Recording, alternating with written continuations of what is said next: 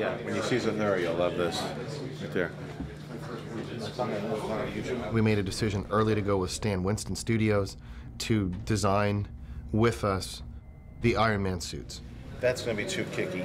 Yeah. And that's too matty. I like the brush feeling. Yeah, this is kind of I'd like to say, gosh, everybody was just clamoring after us to do Iron Man, but the fact of the matter is that the minute we heard that Iron Man was being made, we went after it.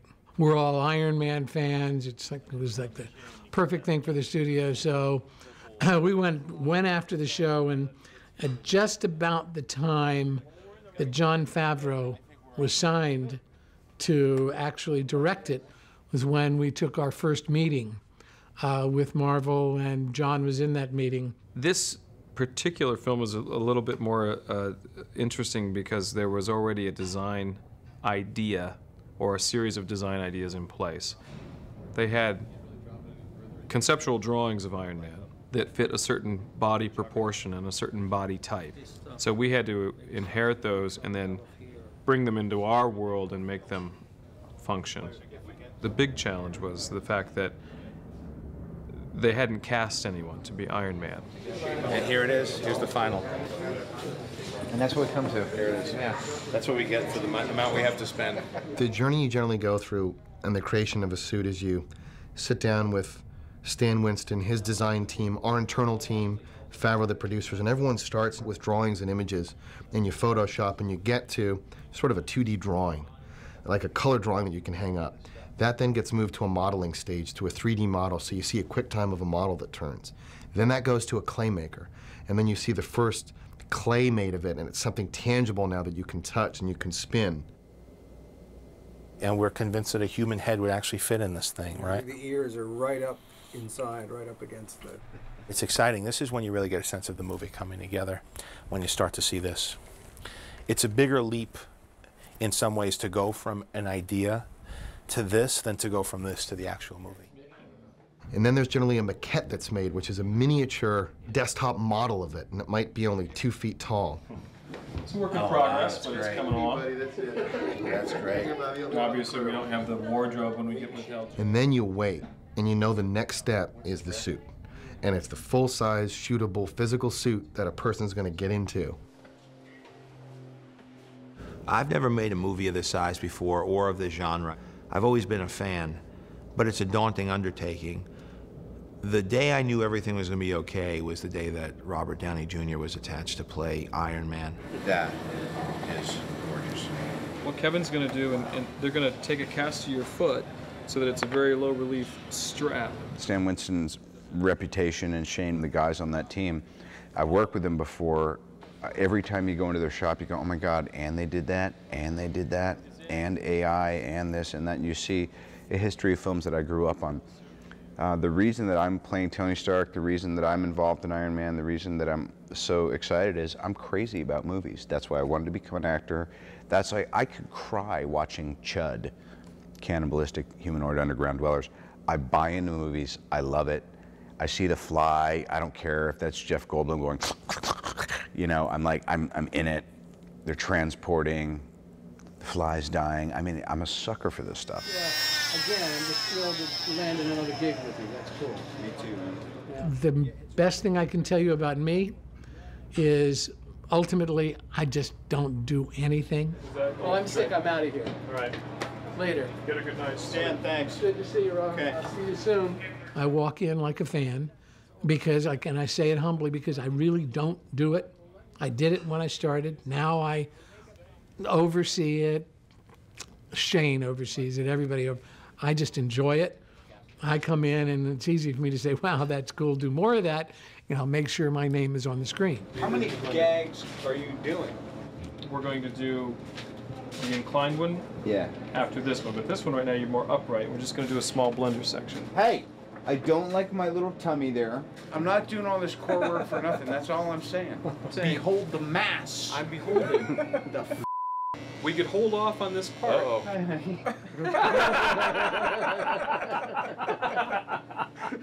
We are building a prototype while we're going. We've never built an Iron Man suit before. Dude, you're zooming in on my hammer right now, aren't you? Ease up on the hammer.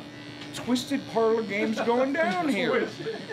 And so you're given a launching gun, and then you have to hit the finish mark with the suit done. So it's not like we are ever able to kind of make one and then scrap it and make another one and make improvements and scrap that. And we have to actually work it all out and deliver at the time we're supposed to. John, don't Johnny. Faster!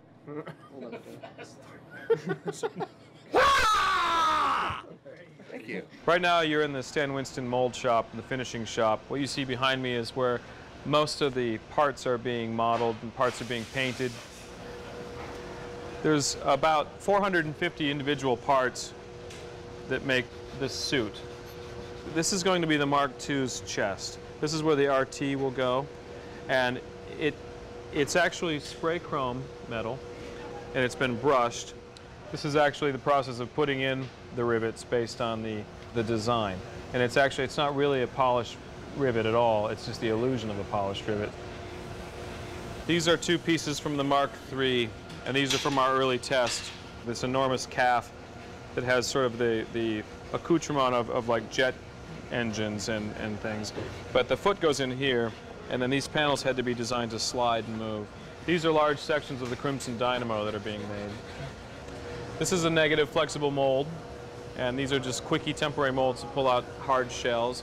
What's interesting about what Trevor's painting is that this is a flexible paint for urethane that doesn't crack or buckle, and we have a lot of parts that are actually flexible. And it took a long time to get that to work. And this is Tim Nordella, who's mechanizing the Crimson Dynamo. There's a hatch that opens, revealing the sinister man who's inside. Eventually, it'll all be dressed like a very, very tight and down below, like the cockpit of a dive vessel. But right now, these are just the outer shells and sort of the escape hatch of this particular thing here.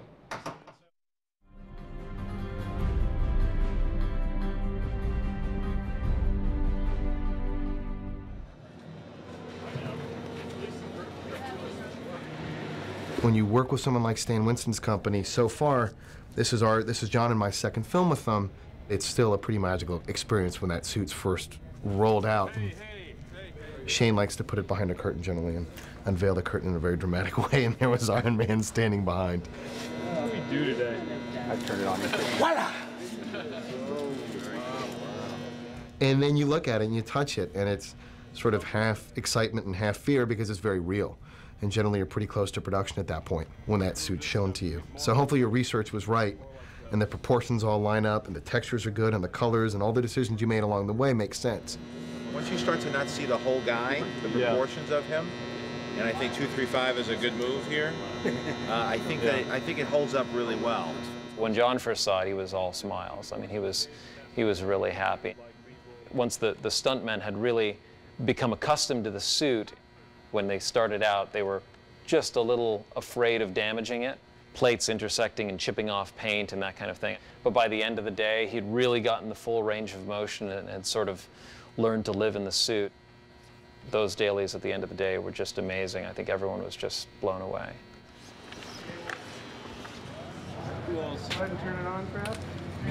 You have to be strong and you have to be athletic to do this. It's like wearing very heavy football gear. Your endurance level has to be up for it because it's a double-edged sword. We have to make it light enough to move, but we have to make it heavy enough not to just completely, crack apart when somebody puts too much muscle into it. So just do a, like the first guy, outside the door. The Mark I with the flamethrowers and stuff was close to 100 pounds. Without the flamethrowers and the gas and everything on it, it was maybe 60 or 70 pounds. Okay, and roll camera. What it feels like you're doing inside the suit doesn't relate at all. When I'm walking, if I look down to see my mark at all, they notice. But when I roll my shoulders up and try to get the hero pose, they can barely see it. So it's taken a while to watch ourselves on camera to learn what it looks like and what the moves relate to. Another rotation, Mike. Like right here, it locks out. Here, the weight comes down on my shoulder. So to be erect, Is this what you're looking for? Well, I just want to see it, to see if it, because right now we're seeing, I see you crouch, right? Yeah. The hero poses kind of came from us just kind of striking poses and looking what looked best, and then them saying, yeah, hold that, and things from the comic book that they had took and poses they want, and then there were some that we came up with our own, and just different looks, and, you know, trying to show that you can see his character. If he's angry or if things are going good in the suit, they wanted to see that on camera. Roll camera. Action. Yes, of course there's going to be a great deal of digital work that has to be done to bring something like this to life on screen. But the fact of the matter is these suits truly exist. And they are going to be there. And they're going to be on the set. And they're going to be actors. And we are going to see the real thing along with the digital thing. But when you as an audience are looking at it, screw you up a little bit so you really don't know what you're seeing. Is that real or is that digital? And then you let go. My background as a filmmaker is not in this sort of genre. I've dabbled a little bit in special effects in Zathura and Elf, but really I come from more of an independent background, primarily a comedic background. And so I really wanted to offer a human side that would fit in with my sensibility of filmmaking. And in assembling the cast that I did between Robert Downey Jr. and Jeff Bridges, Gwyneth Paltrow, Terrence Howard, that's a cast that I would be happy to have in a drama or a comedy.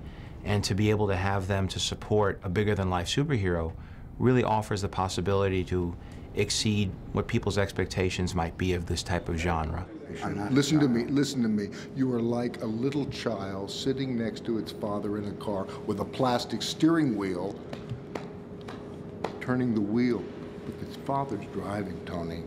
Well, then let me out of the car. Join me. Let's get there and let us start. We can raise all the funds we can. What do you mean? I was the one who arranged the injunction, Tony. You could have saved a lot of trouble if you just... No. Did I hear you there? Yeah, no, that'd be great. That'd be great. I'm in the house. I think it was my manager, David Schiff, was very excited about this project. He was telling me about Iron Man. And I said, oh, who's directing? And he said, Jon Favreau. I said, oh, God, he's such a wonderful director, writer, and actor. I said, he'd be great to work with. And who's playing Iron Man? Robert Downey Jr. So, wow, so that's a pretty good team right there. And he said, keep me posted. This sounds like a good, something I'd like to get involved with. We'll let you warm up a little bit, and then we'll start throwing a little movement into it. Robert's a guy who is very disciplined in his approach to everything he does, and he's really gotten his body and his mind into a very, sort of clear, disciplined state, and that sort of carried over into how he prepared for the role. Wherever the direction is, just point kind of the opposite way, right? Yeah, when you feel it going the other direction, act like you're trying to counter it. Okay, go the other, there you go, just like that.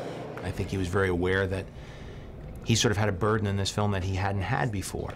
He could sort of be charming and funny and come in and out of a movie and steal scenes in the past, but now he was sort of an iconic superhero. It's good to eat about 10 minutes before this, right? Oh, yeah. Okay.